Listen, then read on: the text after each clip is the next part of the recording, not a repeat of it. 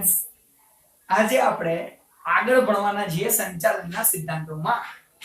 પણ એની પહેલા અત્યાર સુધીમાં આપણે કેટલું ભણી ચૂક્યા છીએ એ જોઈ લઈએ. તો સંચાલનના સિદ્ધાંતો એમાં સ્ટાર્ટિંગમાં એની પ્રસ્તાવના જોઈ કે એ અનુભવનો નિચોડ છે અને બધું ઘણી બધી ચર્ચાઓ કરી. પછી એનો અર્થ જોયો કે સંચાલનના સિદ્ધાંતોનો અર્થ શું છે. પછી એના ખ્યાલની ચર્ચા કરી.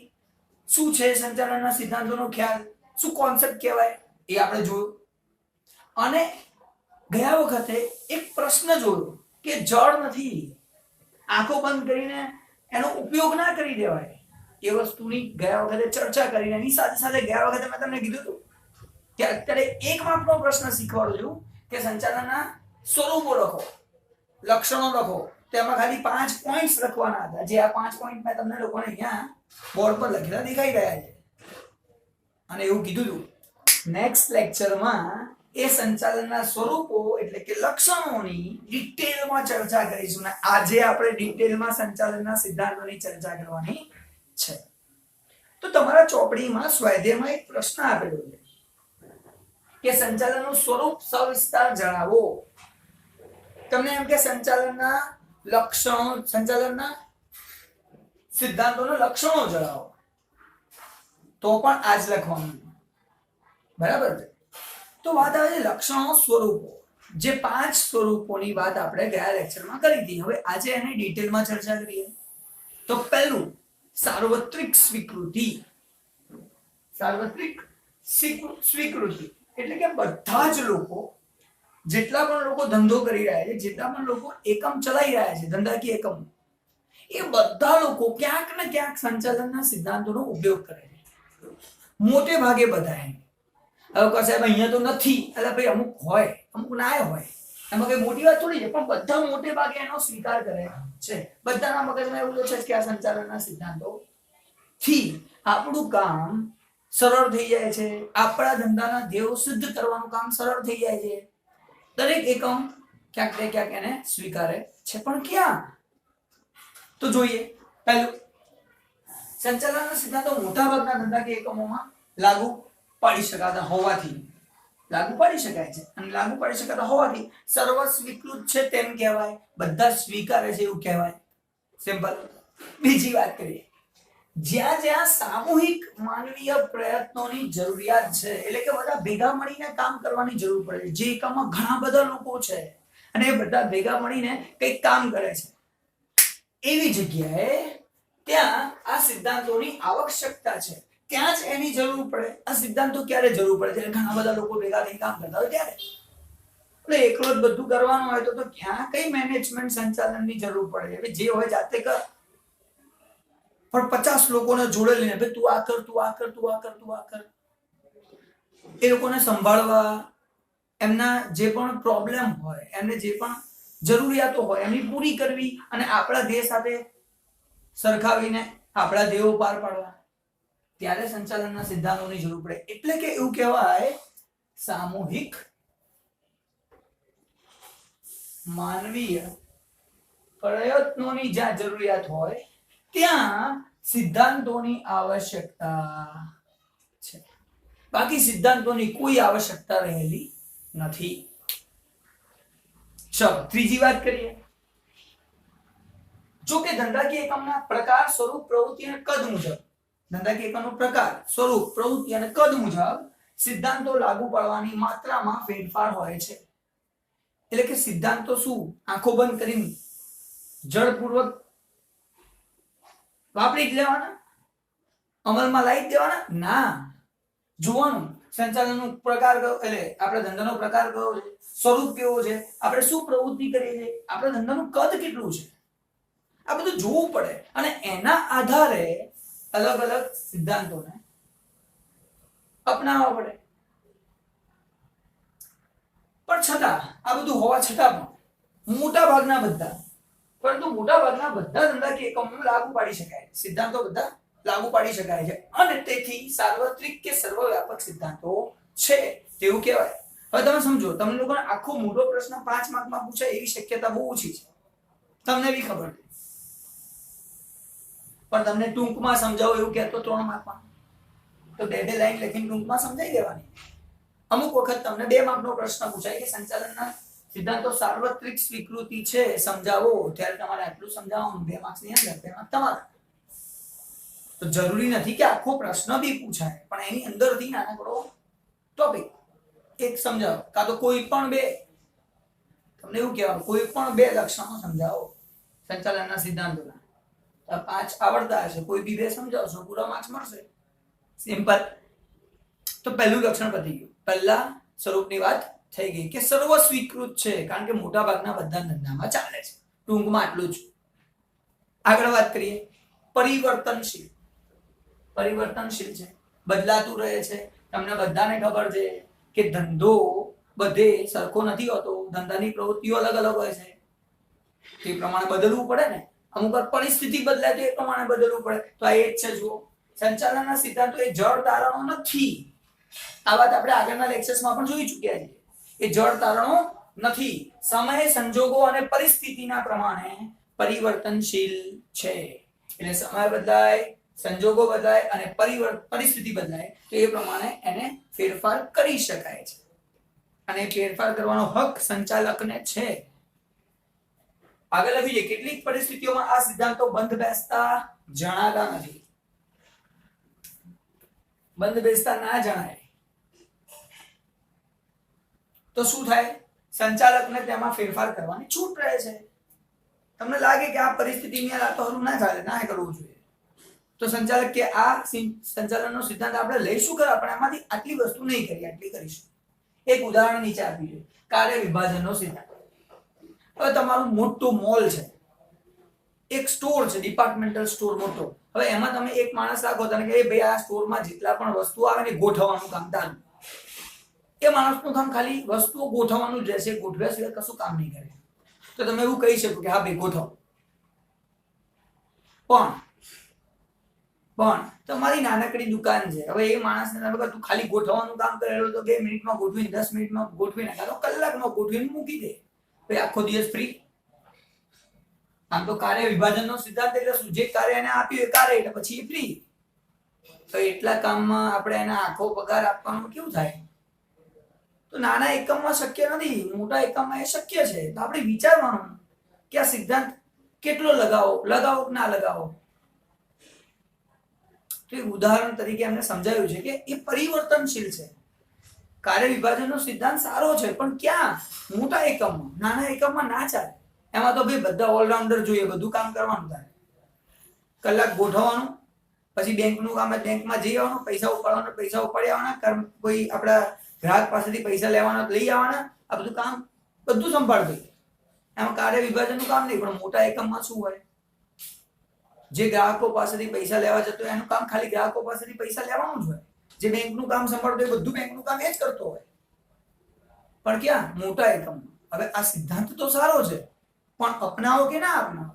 પરિવર્તનશીલ છે, પરિસ્થિતિ પ્રમાણે ધંધાની જોવાની કે ધંધો કેવો છે. તો લખી જો, કાર્ય વિભાજનનો સિદ્ધાંત મોટા એકમ માટે છે, નાના માટે નથી. તો એ પ્રમાણે આપણે એ પરિવર્તનશીલ સિદ્ધાંત છે.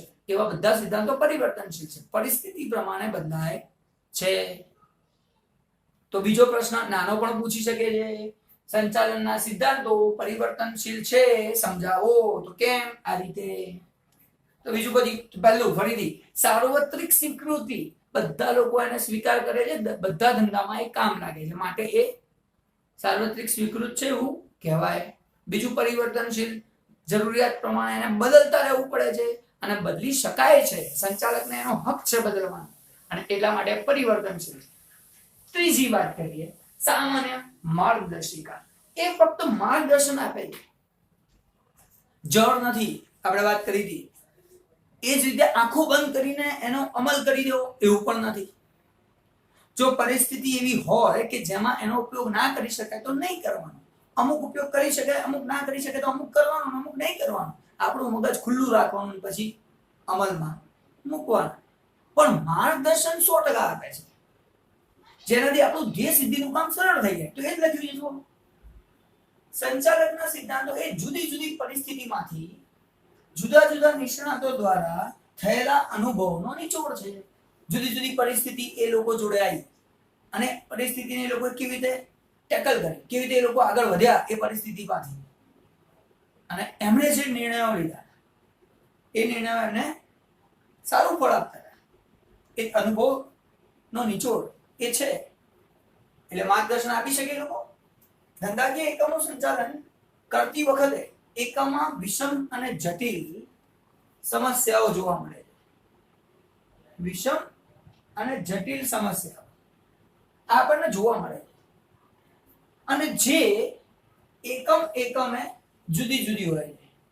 એક એકમની પરિસ્થિતિ અલગ હોય, બીજા એકમની પરિસ્થિતિ અલગ હોય. આપણે કોરોનાને યાદ કરો ને થોડું.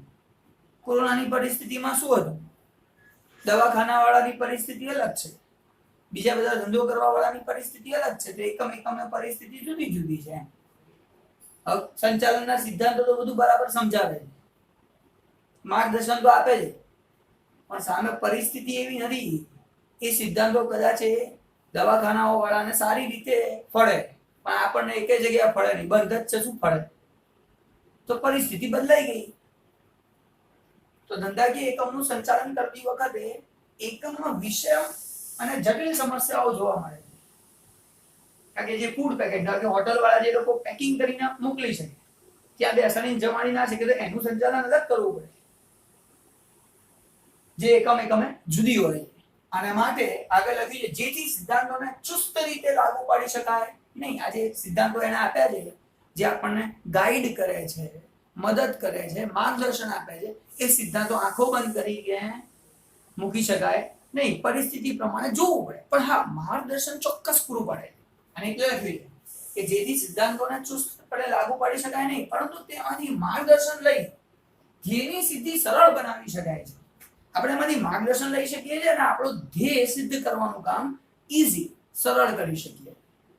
અને માટે કહેવાય કે એ સામાન્ય માર્ગદર્શિકા છે. એનું લક્ષણ છે સંચાલનના સિદ્ધાંતો. 3 ચર્ચા કરી. ફરી પહેલું, સર્વ સ્વીકૃત, સાર્વત્રિક સ્વીકૃતિ, બધા સ્વીકારે છે, બધા ધંધામાં મોટે ભાગે એને અમલમાં મૂકી શકાય છે. બીજું, પરિવર્તનશીલ, બદલાતું રહે છે, પરિસ્થિતિ પ્રમાણે બદલી શકાય, સંચાલક એને પોતાની જરૂરિયાત પ્રમાણે ફેરફાર કરી શકે. સામાન્ય માર્ગદર્શિકા, સામાન્ય રીતે ઉપયોગમાં લઈ શકાય એવા માર્ગદર્શન પૂરા પાડે છે. જો એને લગતી પરિસ્થિતિ આવી તો 100% એ બેનિફિટ, ફાયદો આપી શકે. ચોથી વાત છે, માનવ વર્તણૂક પર આધારિત. તમને બધાને ખબર છે કે સંચાલન કરવાનું છે કોણ? ઘણા બધા લોકો ભેગા થઈને કરે. આગળ જ વાત કરી હતી કે માનવીય પ્રયત્નોની જરૂરિયાત સામૂહિક હોય ત્યારે આ સિદ્ધાંતોની જરૂર પડે. તે માનવો સાથે સીધો સંબંધ ધરાવે છે. તેનું લક્ષણ છે કે તમે એવો કોઈ નિર્ણય લો જે એમના માટે ફાયદાનો હોય, તો એ તમારો ફાયદો ચોક્કસ કરાવશે. તો એ જ માનવ વર્તણૂક પર આધારિત. સંચાલનમાં માનવ કેન્દ્ર સ્થાને હોવાથી સિદ્ધાંતો એ માનવ વર્તણૂક પર મોટી અસર પાડે છે. આ સિદ્ધાંતો એની પર બહુ મોટી અસર પાડે છે. તમે એવો કોઈ નિર્ણય લઈ લો તો બધા લોકો તમારી તરફ, અને એવો કોઈ ખોટો નિર્ણય લઈ લો તો બધા લોકો તમારી ખિલાફ થઈ જાય. ધંધામાં મોટો ધંધો ચલાવતો એમ એવું થવાનું જ છે. આગળ વાત કરી, માનવ વર્તણૂક એ મનોવૈજ્ઞાનિક બાબત છે. એટલે જ કીધું ને, મનોવૈજ્ઞાનિક, મગજ પર આધારિત છે. લોકોના એ તમારી સાથે છે કે તમારી ખિલાફ છે, મનોવૈજ્ઞાનિક બાબત છે, જે સિદ્ધાંતોના અમલ વખતે ધ્યાનમાં લેવી જરૂરી છે. કોઈ પણ સિદ્ધાંત જ્યારે આપણે બનાવીએ ને, એનો અમલ કરીએ ને, ત્યારે આ મનોવૈજ્ઞાનિક બાબતને ધ્યાનમાં લેવું બહુ જરૂરી છે. કોરોના કાળને યાદ કરો, ઘણા બધા લોકોને, કર્મચારીઓને માલિકોએ ઘરે બેસાડી દીધા. ભાઈ ઘરે જાઓ, તમારે જરૂર નથી, અમે જ નથી કમાતા, તમને ક્યાંની પગાર આપીશું. એ લોકોનો સિદ્ધાંત હતો. જે લોકો એવું કર્યું, પણ એમને ખબર નથી પરિસ્થિતિ ક્યારે બદલાશે, શું થશે. આ પરિસ્થિતિમાં એવા ઘણા બધા લોકો છે જેને લોકોને કાઢ્યા નથી, કામ પર રાખ્યા જ છે, ઘરે બેસાડીને પગાર આપ્યા છે. એવા લોકો પણ છે. તો એ લોકોના પ્રત્યે જે કર્મચારીઓનો નજરિયો હશે, અને ઓલા જે લોકોએ કાઢી મૂક્યો એ લોકોનો નજરિયો હશે, આ બંનેમાં ફરક હશે. તો આ છે તફાવત ખાસ. તો જો તમે જે નિર્ણય લઈ લીધો, જો જે માલિકે એવો નિર્ણય લીધો કે ના તમે લોકો ઘરે બેસો, ઘરેથી કામ કરો, તમને પગાર મળશે, એ કર્મચારી એની સાથે કેટલો વફાદાર રહેશે, અને જેને કાઢી મૂકે એ કર્મચારી બીજા 10 જણને બી ના પાડશે, ભાઈ આની જોડે ના જતો, તું તાર બીજે કામ કરજે, સારું, આની જોડે નહીં જવાનું. આ છે તફાવત.